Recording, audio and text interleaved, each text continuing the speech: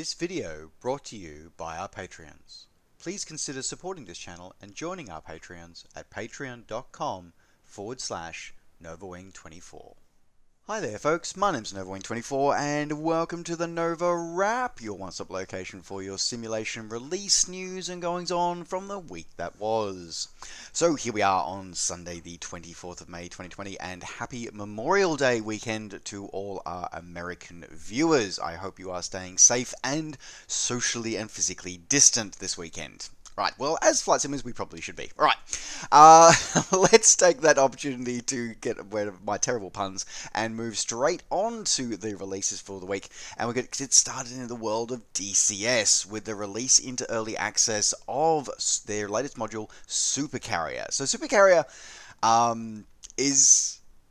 it's an interesting one, this one, because I kind of have mixed feelings about it, I'll be honest. So, because there have always been carriers in DCS. DCS had the carriers back from the Kusanov, back from Flaming Cliffs 3, because it has the Su-33 in it.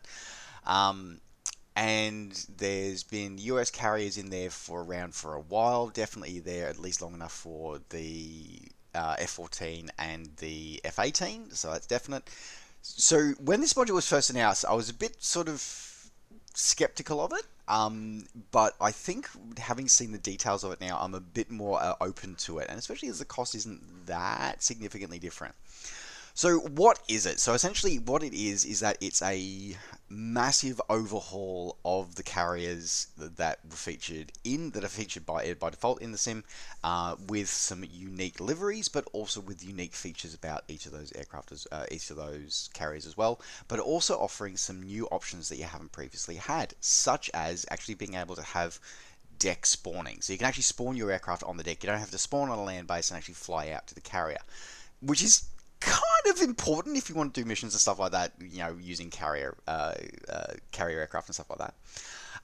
It also goes through and actually does like overhauls the way the dynamics are done. It weighs the physics are done of the carriers and also the approaches. Eventually, will also be the effects that you feel on approach to a carrier. It also includes functional air defense weapon systems with detailed modeling, including the Sea Sparrow, Sea Whiz, and the Sea Ram systems.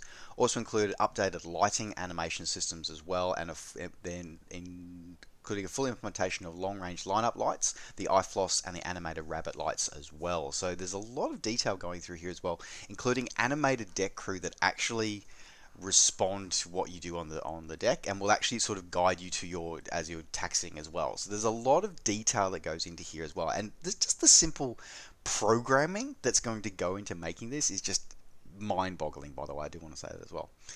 Not all features are available, like many things in early access, not all features are going to be available at launch. At the moment, there are a few things which are not available but are coming. They include combined arms integration, which is interesting. I'm not sure how that's going to work. That could be cool. Includes the LSO station with a plat camera is going to be coming later on, and the air boss station, and also the thing that's kind of important for me for carrier ops is the implementation of the burble effect. So it's an effect when you actually sort of turn the 90 and you've got the ball and you're actually on your final sort of approach, as it were, onto the deck, you'll actually have this wave of updraft will come through from air that's displaced by the actual carrier moving through. So there's an effect that as a carrier, when you're doing carrier ops, you have to be very conscious of. To give an example, for example, it's not modeled by default in the ESP's family of sims, or I don't believe in X-Plane either. However, with the use of VLSO, it is actually sort of pushed into there as well, I believe. So it's kind of cool. It's not lots to it. So it's really interesting and it's really great to see they're actually modeling that. So eventually you will have, there will be 5 carriers available. So there'll be the Theodore Roosevelt, Abraham Lincoln, George Washington, John C. Stennis, and Harry S. Truman. At launch, though, at the moment, we only have the Roosevelt, Lincoln, and Washington. Now, something that is not covered, and I couldn't find any verification of this, except thanks to Belgiode, I found he pushed me to a video which seemed to talk about this, is that not only do you get the updates to the Nimitz class carriers in DCS Supercarrier, you also get updates to the red team's Kustanov carrier as well. That gets a full overhaul, including updates of all its instruments, all its landing systems, and all its textures and modeling as well. So I'm not sure why it's not covered in the actual description of the module. I'm not sure why, but yeah, as I said, the information I've got from this video, which seems to be blessed by DCS, shows that that has actually taken place, which is kind of cool. So don't worry, red team, you haven't been forgotten. So this module is currently, as I said, available in early access. It's available either for both non-Steam users and Steam users. You can pick it up. Its normal price is going to be $50 currently on a early access special of $30 or your original equivalent, available now from DCS World Store or Steam. Alright, moving out of the DCS world, moving into the world of X-Plane, and this one comes to a tip-off that I got from viewer Morton. Thank you very much, because of something that I forgot in a previous episode.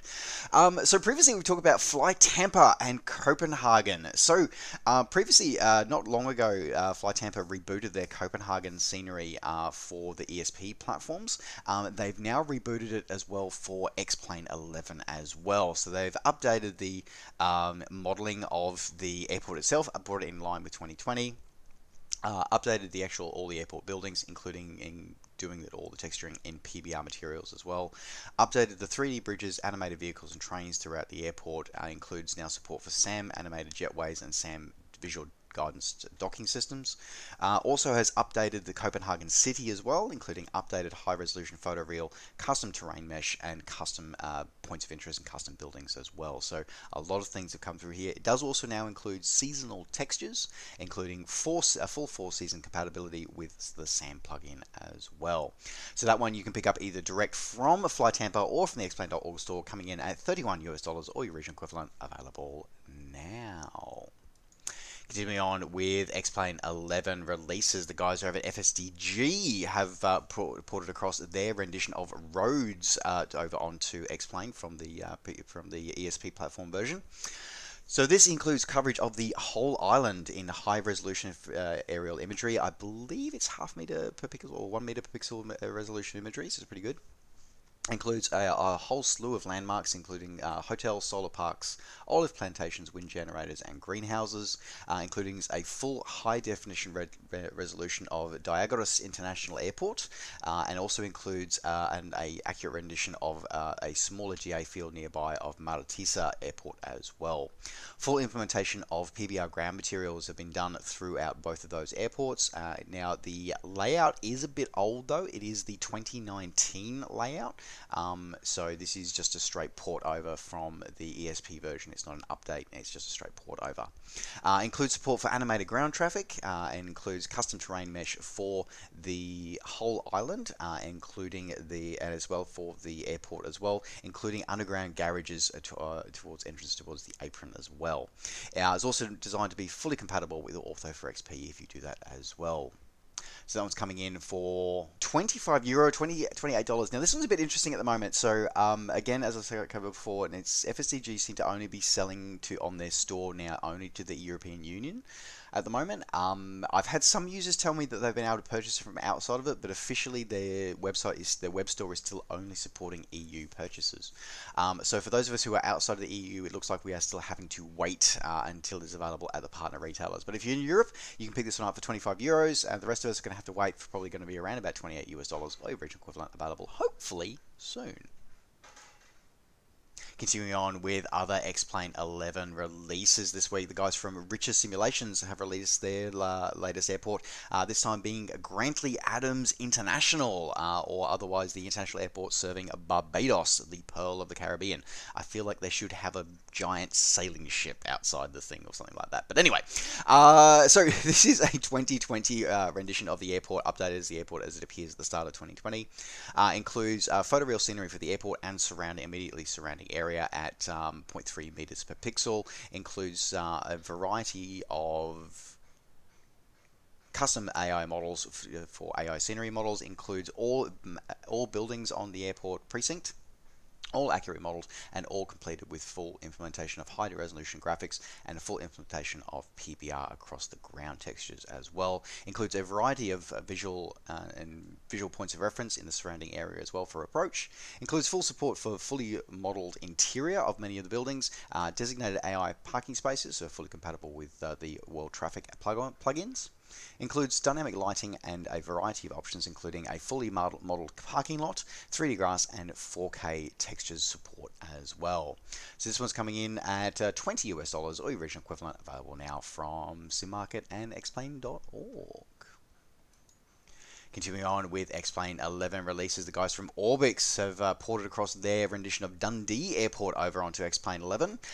So previously released for the ESP platforms, this one is an airport built for in servicing Dundee, and is a very important airport in Scotland for providing a lot of is a Amazon warehouse and a very important logistics hub, but also provides an important connection point to the rest of the world, to many of the golf courses that are around, the championship golf courses that are around that part of the world, and also is quite often home to the Queen's Flight, as one of her castles is nearby as well.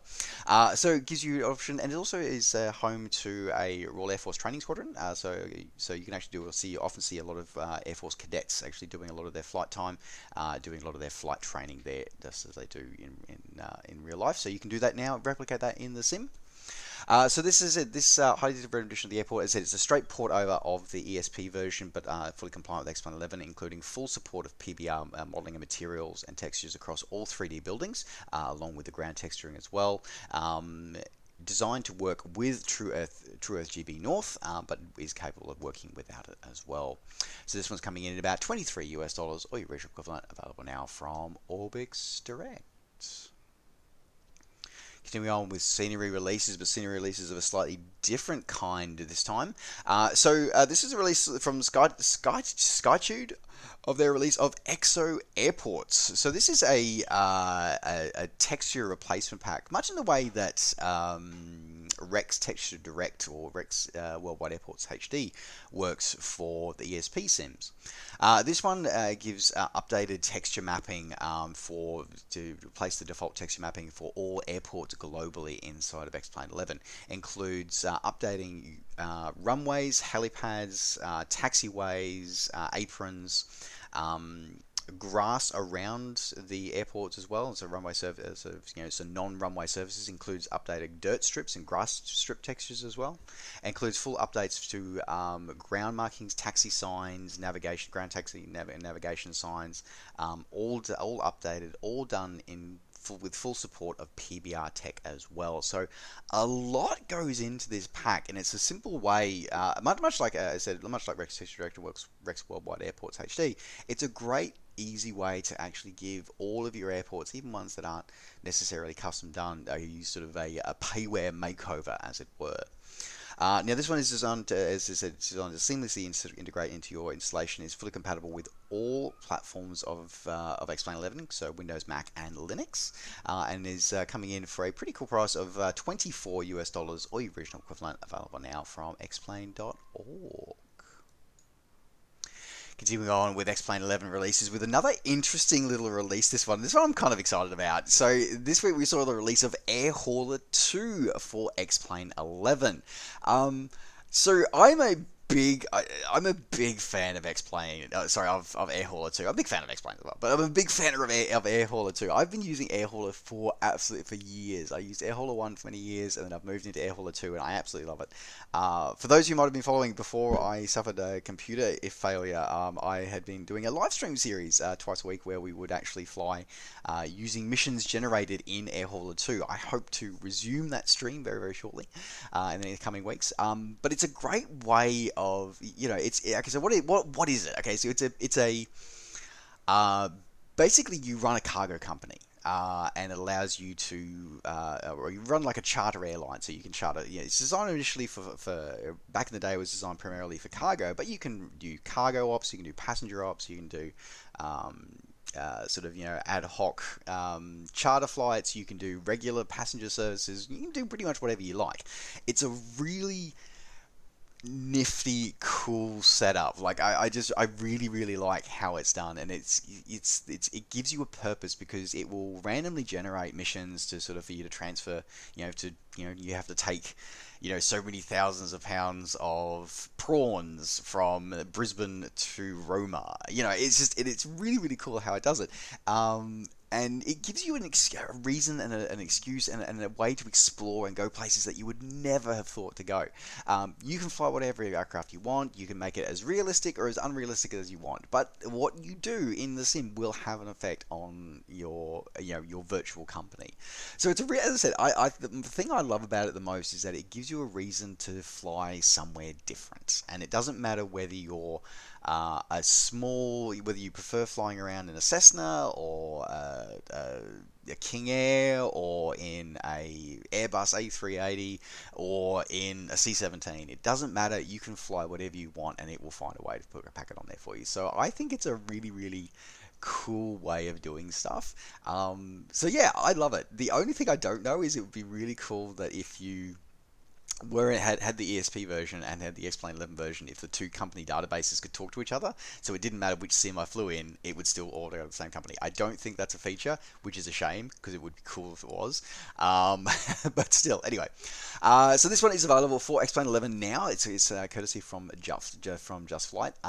Now, this is only supports the X-Plane 11 for Windows. At this stage, it does not support Mac and Linux, Mac or Linux. I think it will, and to be honest, I think it will only ever support Windows, because I'm pretty sure the X-Plane 11 version of the Airhauler 1 also only supported Windows. So I'm pretty sure. So sorry, Mac and Linux users, I think you're going to get missed out this time.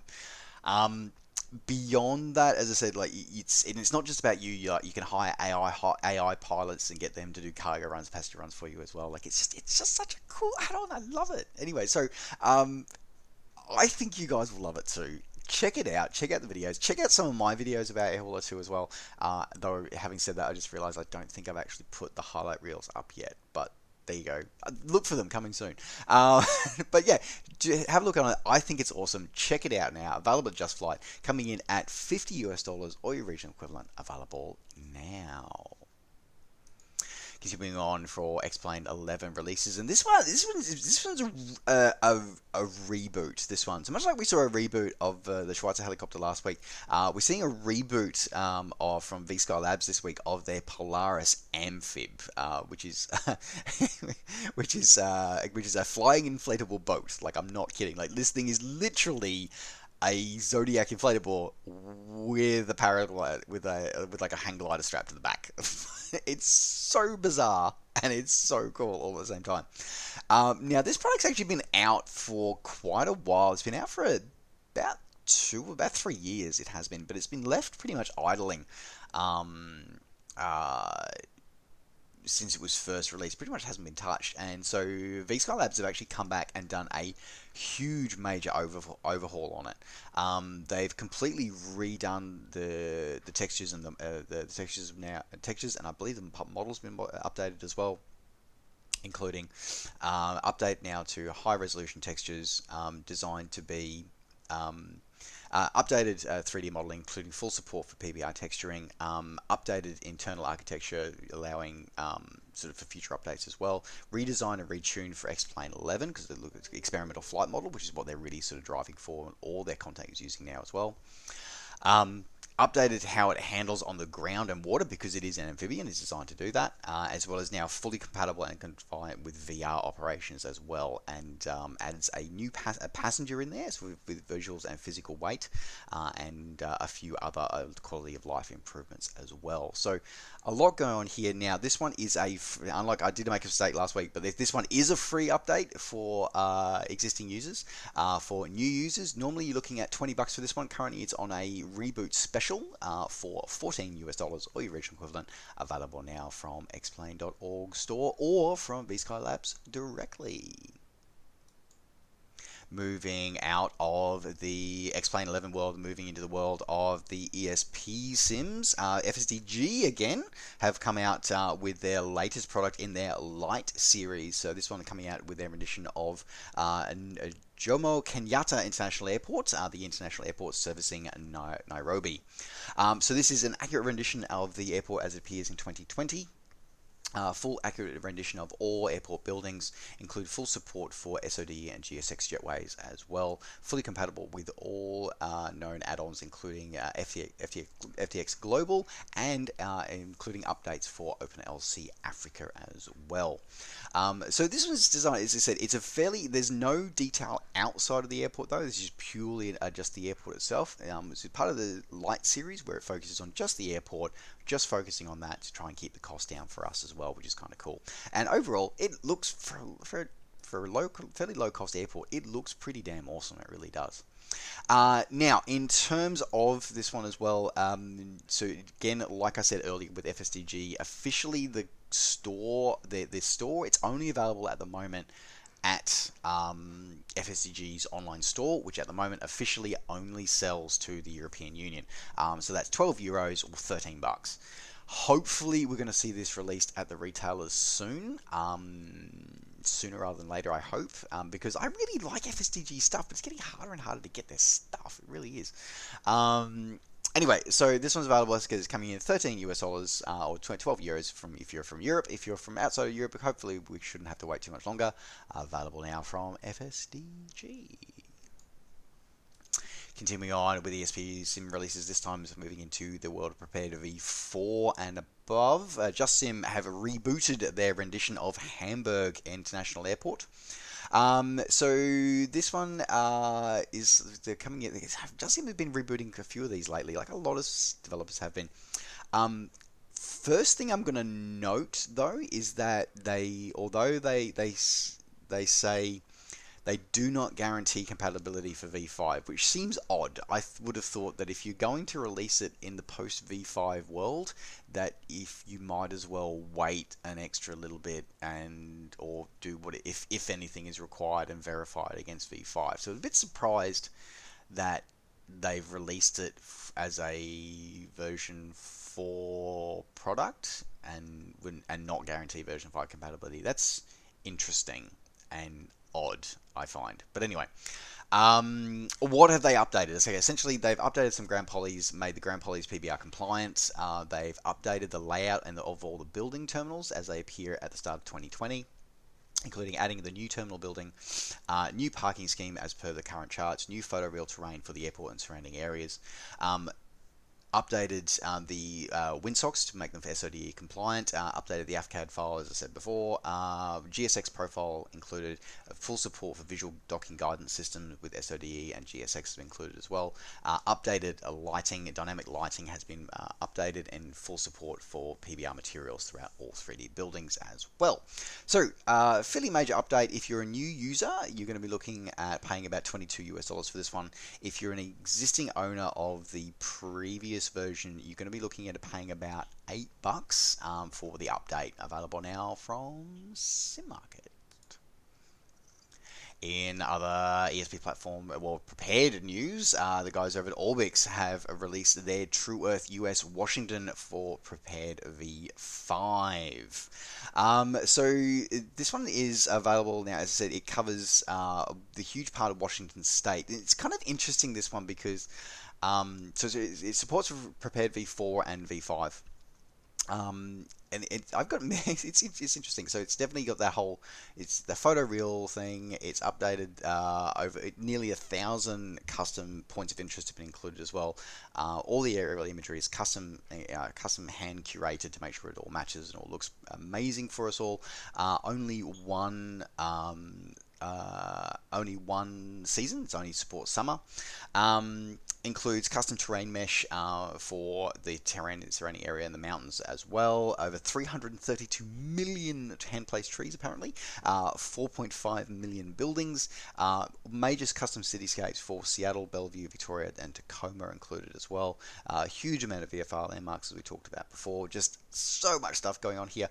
I'm a little nostalgic though, because I like flying in Pacific Northwest, just the region. That was one of the first regions that they ever produced, was PNW.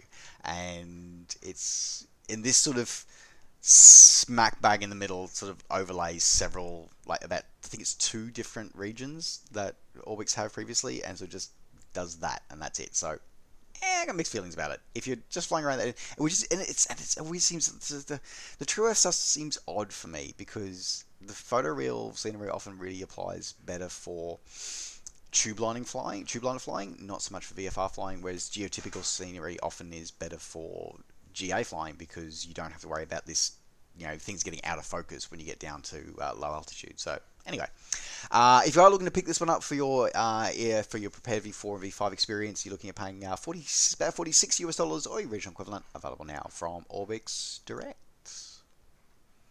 Continuing on with ESP platform releases, DC Designs coming out with their latest release, payware release this week, with their release of their F-15 Eagle pack. So this is an interesting pack as well. So previously, DC Designs their previous payware release was for the F-18 Super Hornet family, and this time they've released the F-15 Eagle family by producing their rendition of a F-15C, E, and I. The I version, if you're not familiar, is the Ramai, which is basically a Israeli indigenous modification to an F-15E. I haven't taken this one from flight yet. I've just received a copy of it, so hopefully I'll be taking it for flight soon. But I also have to provide you guys with a review of the Super Hornet. But essentially, the top line is that it gives accurate 3D model. It's included instrument constructed in 3D, working rear view mirrors, scratch canopy glass effect, and custom coded aircraft systems. The aircraft systems, though, this is designed for, as the marketing actually says, it's designed to give an approximation of the real thing, not necessarily true to life accuracy, which I think for flight simulation is perfectly fine. Like for the level that we all enjoy here, to take some artistic license, I think is perfectly fine. And considering it's not a bad price, this one's coming in at $41 US, not bad. Especially you get 3 distinct models for the aircraft. Variety of custom coded content, including custom coded radar, so you can actually sort of do live intercepts of air and ground targets, which is interesting.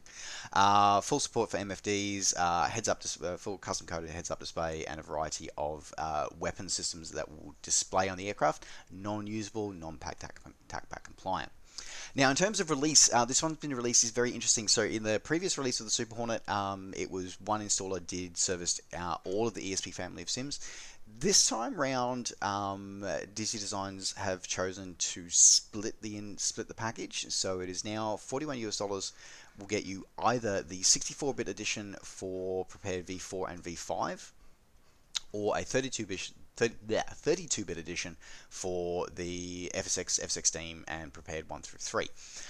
There is not a bundle deal to get all of it together. It is simply $41 for each. I have mixed thoughts on that, but that is the way they have chosen to go. I understand that it's, as I said, I'm not really sure. As I said, it's their decision at the end of the day. I see the delineation between 32-bit and 64-bit, but it's just interesting that prior experience was that they sold it as one package. This time around they're selling it as 2. But at the end of the day, I think vast majority of us have now moved on to 64-bit sims. Though I know there are still a few holdouts for FSX, so interesting. Anyway, so yes, this is available now from your favorite flight sim retailer, $41 per edition, available now. Sticking with flight simulation, but flight simulation of a very different kind this time. We saw this the release of Flying Circus into early access. Now this is okay. So this isn't your typical flight sim. Let's be honest. This is very much an arcade sim. And you know what? I have a huge attack of nostalgia when I saw this. So for many years I built plastic models. I would love to still be building them. Unfortunately, my lifestyle and my moving around the countryside at the moment sort of precates me from doing it anywhere near as much as I used to. But I grew up, building plastic models and displaying them. And anyway, I remember many years ago, there was a computer game that came out, an arcade game that came out that was called Airfix Dogfighter. where basically you would build your models, and you would be able to fly them around in a virtual house and like shoot things and whatever, and shoot other models and whatever. And it was so bad but so good and so much fun. This looks exactly like that, and this makes me so nostalgic for it. It really does. Basically, it's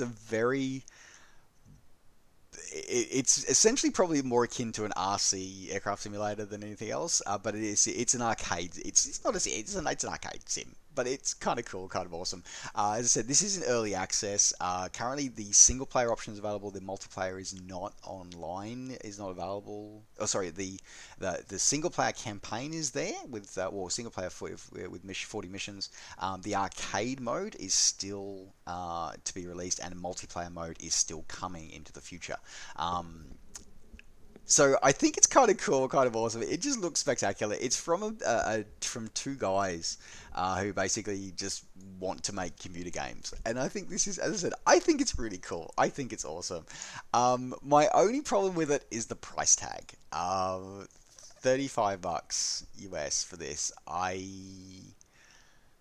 I'm not sure how I feel about that, because you're flying within a house, like you're not like you got the world to you. So it's just I have mixed feelings about the price tag, because it looks outstanding, it looks cool. It's a custom engine actually. It doesn't use Unreal or anything like that. They're using their own custom made engine, which is a huge piece of development, like abilities. So yeah, give it a go. See what you think. I think it could be interesting. Check it out. See what you think. As I said, Flying Circus available now on Steam. All right, continuing on with more simulation, and the guys over at War Thunder saw a couple of boost packs released this week. So the first one that we saw released was the Apache pack. So this is for the AH-64A Patton, which is the Israeli designation for the Apache attack helicopter. This attack helicopter was released, I think it was about 2 months ago, I think, into the sim. If you could get it inside your account, you can sort of grind up to it. This one allows you to pay for it and short circuit it and get it early. It features variety of armaments, faithfully modeled armaments. So is the Israeli one, including the 30mm single barrel chain-driven autocannon. You've got you can carry up to 16 Hellfires or 4 Stingers, or up to 76 Hydra rockets. Can be used in a variety of different game modes. This particular pack includes the helicopter. It also includes 2,000 Golden Eagles and premium account for 15 days. In the other pack that was released this week was also for the Americans. Was the XM1 General Motors pack. Again, this tank was released a while ago. So this was actually the original M1 Abrams tank prototype. So differs a little from the production version. The armor slightly differently shaped, but still carries the 105mm rifled M68 cannon with a variety of different weapons options for you to use in the game. Now this one includes the rank 6 tank, premium account 15 days, 2,000 Golden Eagles, and 2 different texture sets for it, both the wooded camo and the desert camo for that one as well. Now, in terms of price tags, the Apache pack is coming in at $50 US, and the General Motors pack coming in at $60 US, or the original equivalent, available now for all users except console users. You guys don't get this one. Sorry about that. Alright, okay, PC Master Race, something. Alright, okay, moving out of the flight simulation world now and moving into the world of the permanent way. Train Simulator saw a couple of releases this week. So the first one comes to us from developer Just Trains, with their rendition of the Chiltern Mainline London to Birmingham route. So this was a route that was originally completed in the 1900s, based of an extension designed to extend the line from London all the way through to Oxford and Birmingham. And it went through quite a tumultuous history through the years, through nationalisation and beyond. Eventually, it would settle under the ownership of the Chiltern Railways, which have operated the route continuously since the 1960s, and have actually been continuously upgrading the route to now have fully to be one of the faster routes in the UK, with over 100 miles per hour is the standard speeds included, and they also have done a variety of improvements, including refreshing rolling stock and other improvements on the route as well. Now, this rendition of the line is as it appears sort of in the 2000s, with allowing you to run through the beautiful Buckinghamshire and Oxfordshire countryside. Now, a couple of interesting for this one. It doesn't include any specific trains. You do get a selection of 7 scenarios for being able to utilize with this. Now, you get 112 miles of route, 40 custom-built authentic stations, a variety of authentic prominent buildings are custom modelled for your points of interest along the way.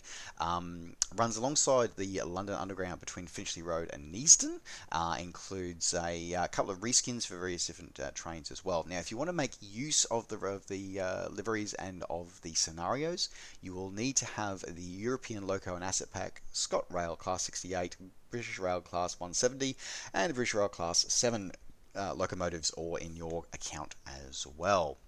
So this one's coming in pretty standard price for $40 US or the original equivalent, available now on Steam.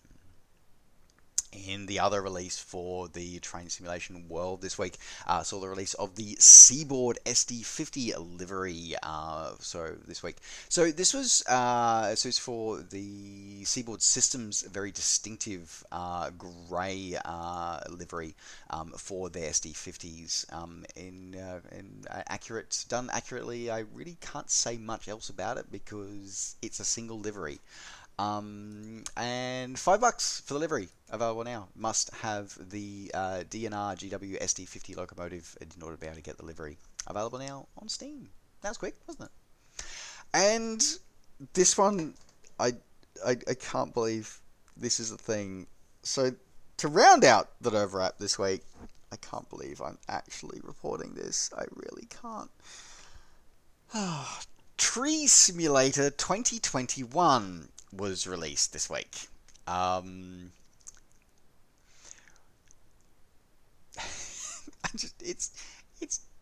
just can't.